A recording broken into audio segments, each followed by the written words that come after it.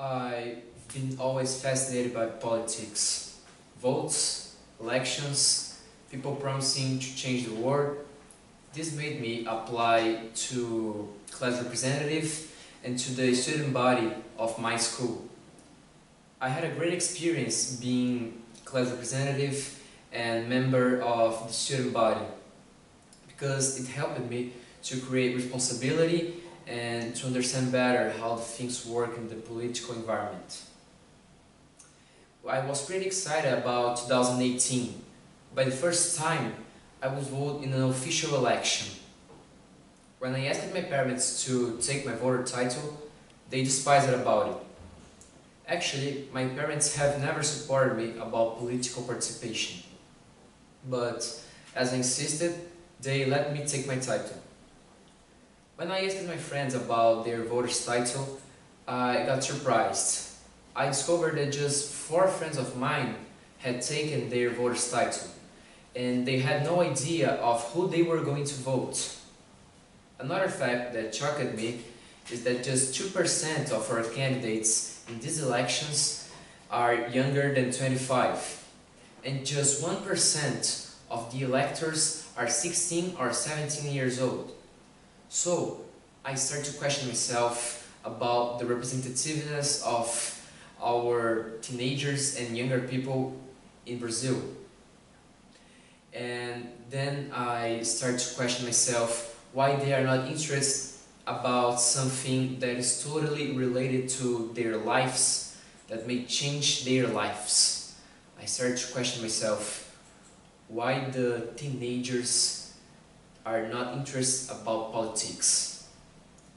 Well, become a politician is difficult in Brazil.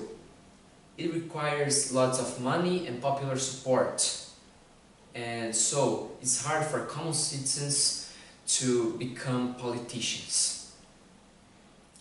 Another fact is the party fund. The party fund is a public instrument that is financed by the money coming from taxpayers and is used financing the political parties. The political parties mostly invest this money in traditional politicians, which difficults the renovation of our Congress. To give an example of the absence of renovation in our Congress, we can talk about Jair Bolsonaro. Bolsonaro has been a congressman by the last 28 years. He has just 2 projects approved by the Congress, and he has a historical of absence in important pools as one of outsourcing.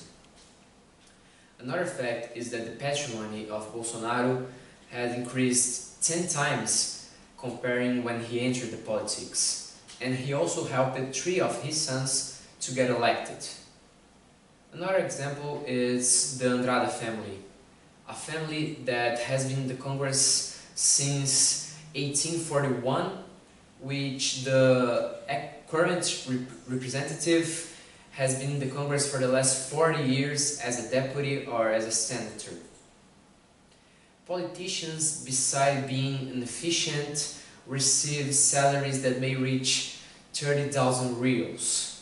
And they also have lots of benefits as official car, official apartment, airplane tickets, personal advisors, and marketing assistants.